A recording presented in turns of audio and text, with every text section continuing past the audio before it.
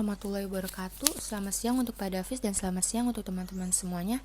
Perkenalkan, nama saya Anggita Faradila. Saya dari jurusan Strategi Communication 2019-2020. Kali ini saya akan mempresentasikan tentang struktur dan proses sosial. Yang A, struktur masyarakat. Yang pertama, kelompok sosial. Kehidupan kelompok adalah sebuah naluri manusia sejak ia dilahirkan. Naluri ini yang mendorongnya untuk selalu menyatukan hidupnya dengan orang lain dalam kelompok. Kelompok sosial adalah kehidupan bersama manusia dalam himpunan atau kesatuan-kesatuan manusia yang umumnya secara fisik relatif kecil yang hidupnya secara gayub. Ada juga beberapa kelompok sosial yang dibentuk secara formal dan memiliki aturan-aturan yang jelas. Dan ini 4 kelompok sosial. Yang pertama, kelompok formal sekunder A adalah kelompok sosial yang umumnya bersifat sekunder, formal, memiliki aturan dan struktur yang tegas, serta dibentuk berdasarkan tujuan yang jelas pula. Kelompok formal primer B adalah kelompok sosial yang umumnya bersifat formal, namun keberadaannya bersifat primer. Kelompok informal sekunder C adalah kelompok sosial yang umumnya informal, namun keberadaannya bersifat sekunder. Kelompok informal primer D adalah kelompok yang terjadi akibat meleburnya sifat-sifat kelompok sosial formal primer atau disebabkan karena pembentukan sifat-sifat di luar kelompok formal primer yang tidak dapat ditampung oleh formal primer.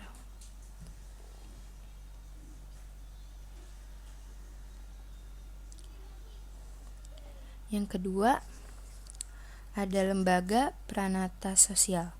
Lembaga pranata sosial adalah sekumpulan tata aturan yang mengatur interaksi dan proses-proses sosial di dalam masyarakat. Lembaga sosial ini memungkinkan setiap struktur dan fungsi serta harapan-harapan setiap anggota dalam masyarakat dapat berjalan dan memenuhi harapan, sebagaimana yang telah disepakati bersama. Wujud konkret dari pranata sosial ini adalah aturan, norma, adat istiadat, dan semacamnya yang mengatur kebutuhan masyarakat dan telah terinternalisasi dalam kehidupan manusia. Dengan kata lain, pranata sosial adalah sistem norma yang telah melembaga atau menjadi kelembaga di suatu masyarakat. Yang ketiga, stratifikasi sosial. Stratifikasi atau selara sosial adalah struktur sosial yang berlapis-lapis di masyarakat. Lapisan sosial ini menunjukkan bahwa masyarakat memiliki strata mulai dari yang terendah sampai yang paling tinggi. Nah, menurut Pitrim Sorokim yang dikutip dari Soekarno, social stratification adalah pembedaan produk dan masyarakat ke dalam kelas-kelas sosial yang bertingkat, yaitu kelas-kelas tinggi dan kelas-kelas rendah. Secara umum, strata di masyarakat melahirkan kelas-kelas sosial yang terdiri dari 3 tingkatan, yaitu upper class, yaitu kelas atas, kelas menengah, dan kelas bawah. Dasar pembentukan kelas sosial adalah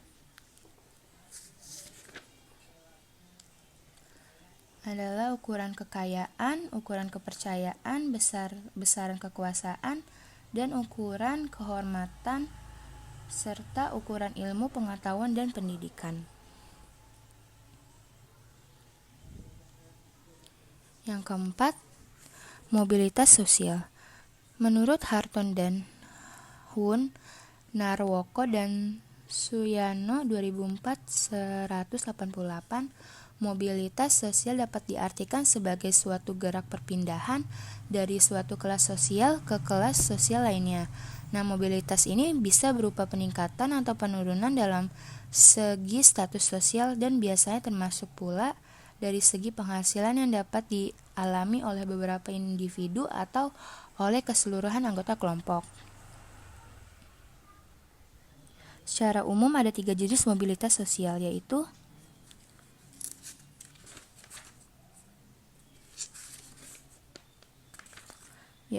gerak sosial yang meningkat, gerak sosial yang menurun, dan gerak sosial yang horizontal. 5. Kebudayaan. Kebudayaan atau kultur adalah produk dari seluruh rangkaian proses sosial yang dijalankan oleh manusia dalam masyarakat dengan segala aktivitasnya. Dengan demikian, maka kebudayaan adalah hasil nyata dari sebuah proses sosial yang dijalankan oleh manusia bersama masyarakatnya. Kebudayaan sendiri berasal dari bahasa Sanskerta budaya, yang merupakan dari kata jamak dari budi yang berarti budi atau akal. Konjraningrat Sukanto 2003 172, kultur mempunyai kesamaan arti dengan kebudayaan yang berasal dari kolor, yang diartikan mengelola atau mengerjakan, yaitu mengelola tanah atau bertani. Soumarjan dan Sulaiman Soumardi Sukanto 2002 173, bahwa kebudayaan sebagian semua hasil karya rasa dan cipta rasa. E.B. Taylor Saifuddin 2005-82 juga mengemukakan hal yang hampir sama, bahwa kebudayaan adalah totalitas pengalaman manusia yang mencakup pengetahuan, kepercayaan, kesenian, moral, hukum, adat istiadat, dan kapabilitas serta kebiasaan-kebiasaan lain yang dimiliki oleh manusia sebagai anggota masyarakat. Klughorn juga menghimpun dan menerbitkan kembali 164 definisi kebudayaan yang dikelompokkan menjadi 6. Yaitu ada deskriptif, historikal, normatif, psikologis, struktural, dan genetik.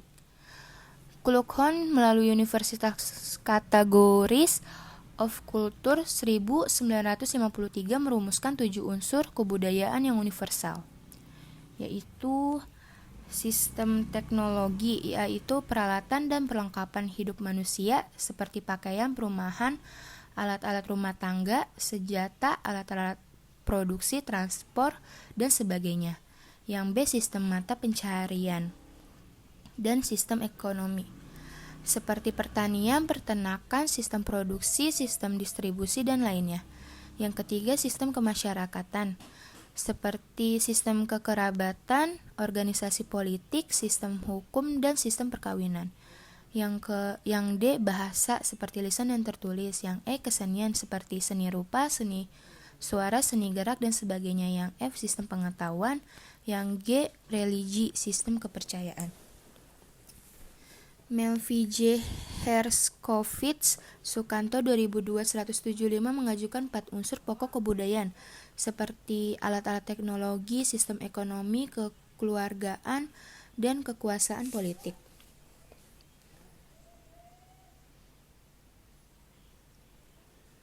Sedangkan Bronislaw Malinowski menyebutkan unsur-unsur kebudayaan adalah sebagai norma yang memungkinkan kerjasama antara sesama anggota masyarakat dalam menguasai alam sekelilingnya.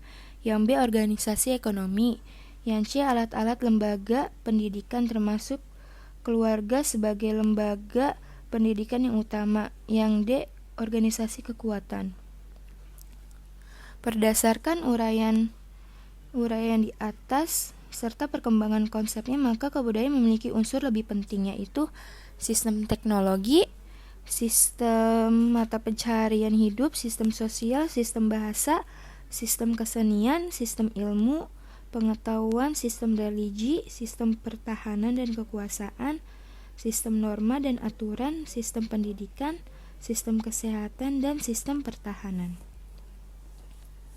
Sehubung dengan itu pula, J.J. Honigman dalam bukunya The World of Man 1951 dalam Konjaraningrat 1979 200 mengatakan ada 3 gejala kebudayaan, yaitu idea atau ide, aktivitas, dan artifak. benda. Yang B, proses dan interaksi sosial.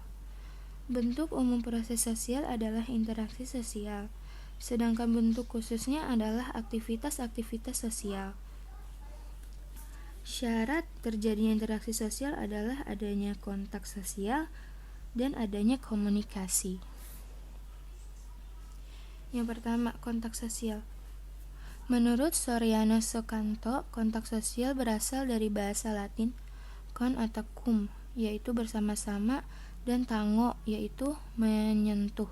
Jadi artinya secara harfiah adalah bersama-sama menyentuh.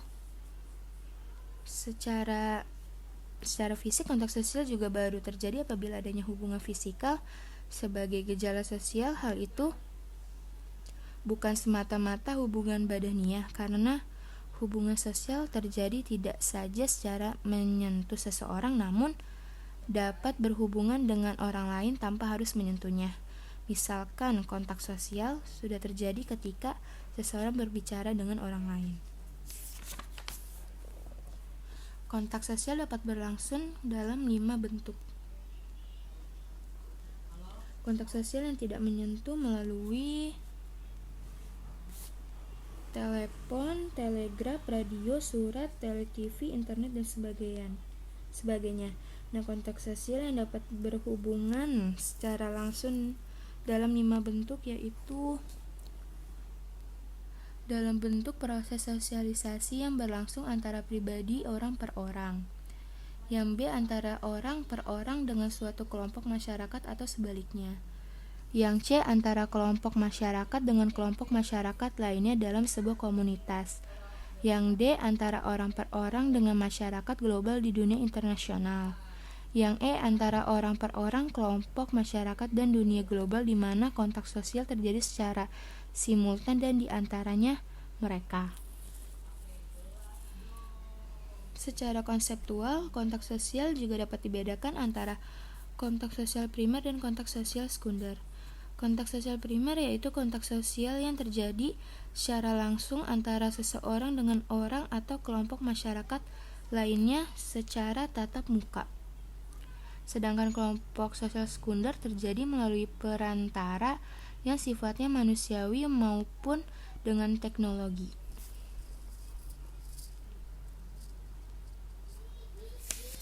Yang kedua, komunikasi. Sosiologi menjelaskan komunikasi sebagai sebuah proses memaknai yang dilakukan oleh seseorang terhadap informasi, sikap, dan perilaku orang lain yang berbentuk pengetahuan, pembicaraan, gerak-gerik atau sikap, perilaku, dan perasaan-perasaan sehingga seseorang membuat reaksi-reaksi terhadap informasi, sikap, dan perilaku tersebut berdasarkan pada pengalaman yang pernah ia alami. Dalam komunikasi ada 3 unsur penting yang selalu hadir, yaitu sumber informasi, saluran, dan penerima informasi. Sumber informasi adalah seseorang atau institusi yang memiliki bahan informasi atau pemberitaan yang untuk disebarkan kepada masyarakat luas. Saluran adalah media yang digunakan untuk kegiatan pemberitaan oleh sumber berita berupa media interpersonal yang digunakan secara tatap muka maupun media massa yang digunakan untuk khalayak umum. Sedangkan audiens adalah per orang atau kelompok dan masyarakat yang menjadi sasaran informasi atau yang menerima informasi. Selain 3 unsur ini, yang terpenting dalam komunikasi adalah aktivitas memaknakan informasi yang disampaikan oleh sumber informasi dan pemaknaan yang dibuat oleh audiens terhadap informasi yang diterimanya itu. Pemaknaan kepada informasi bersifat subjektif dan kontekstual.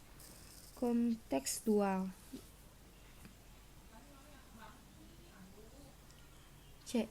Proses interaksi sosial. Yang pertama, menurut Gilin dalam Soekanto menjelaskan bahwa ada 2 golongan proses sosial sebagai akibat dari interaksi sosial, yaitu proses sosial asosiatif dan proses sosial disosiatif. Yang pertama, proses asosiatif. Dimaksud dengan proses asosiatif adalah sebuah proses yang terjadi saling pengertian dan kerjasama timbal balik antara orang per orang atau kelompok satu dengan lainnya, di mana proses ini menghasilkan pencapaian tujuan bersama-sama. Nah, seperti yang A, kerjasama.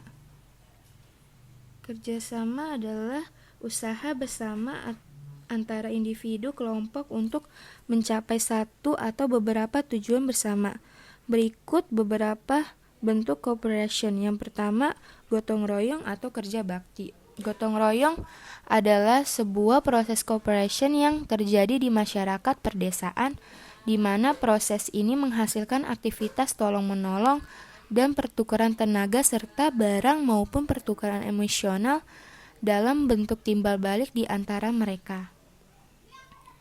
Yang kedua, bargaining. Bargaining adalah proses cooperation dalam bentuk perjanjian pertukaran kepentingan, kekuasaan, barang-barang maupun jasa antara dua organisasi atau lebih yang terjadi di bidang politik, budaya, ekonomi, hukum maupun militer. Cooptation adalah proses cooperation yang terjadi di antaranya individu dan kelompok yang terlibat dalam suatu organisasi atau negara di mana terjadinya proses penerimaan unsur-unsur baru dalam kepemimpinan atau pelaksanaan politik dalam suatu organisasi untuk menciptakan stabilitas. Yang keempat, coalition, yaitu dua organisasi atau lebih yang mempunyai tujuan-tujuan yang sama kemudian melakukan kerjasama satu dengan lainnya untuk mencapai tujuan tersebut. Yang kelima, joint venture, yaitu kerjasama dua atau lebih organisasi perusahaan di bidang bisnis untuk pengerjaan proyek-proyek tertentu. Yang B, accommodation. Accommodation adalah proses sosial dengan dua makna, yaitu keadaan yang seimbang dan suatu proses yang sedang berlangsung. Bentuk-bentuk accommodation sebagai berikut.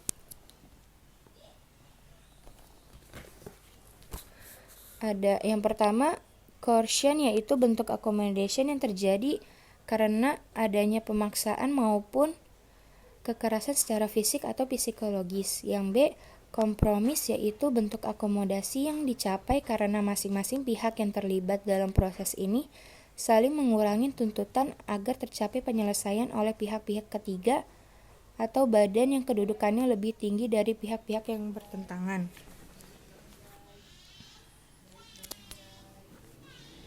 Yang C, mediation, yaitu akomodasi yang dilakukan melalui penyelesaian oleh pihak ketiga yang netral.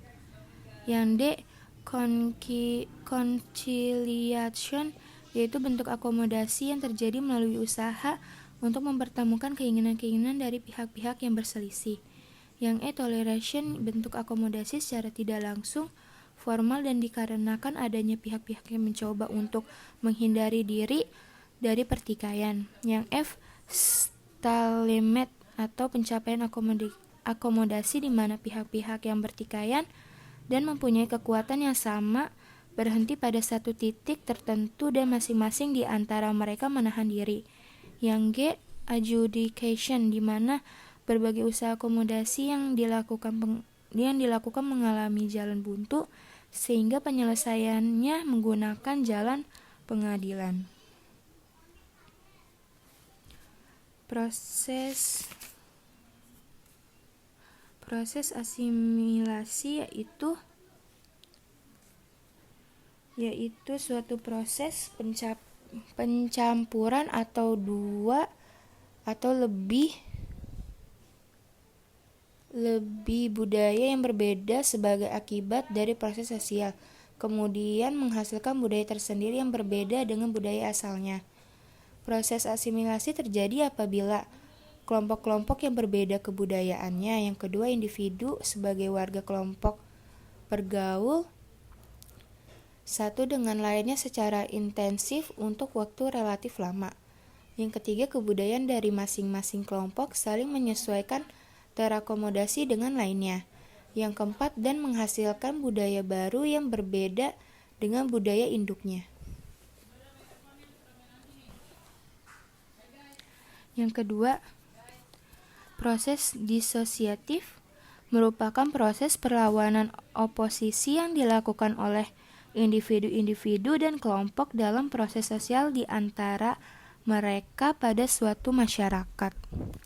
Oposisi ini diartikan sebagai cara berjuang melawan seseorang atau kelompok tertentu atau norma dan nilai yang dianggap tidak mendukung perubahan untuk mencapai tujuan-tujuan yang diinginkan.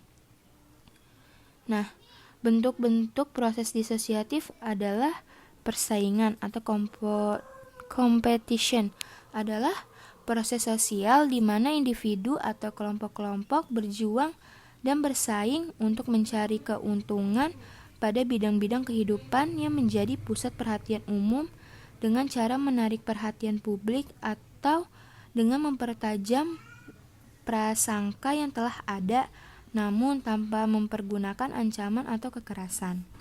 Yang B, controversial adalah proses sosial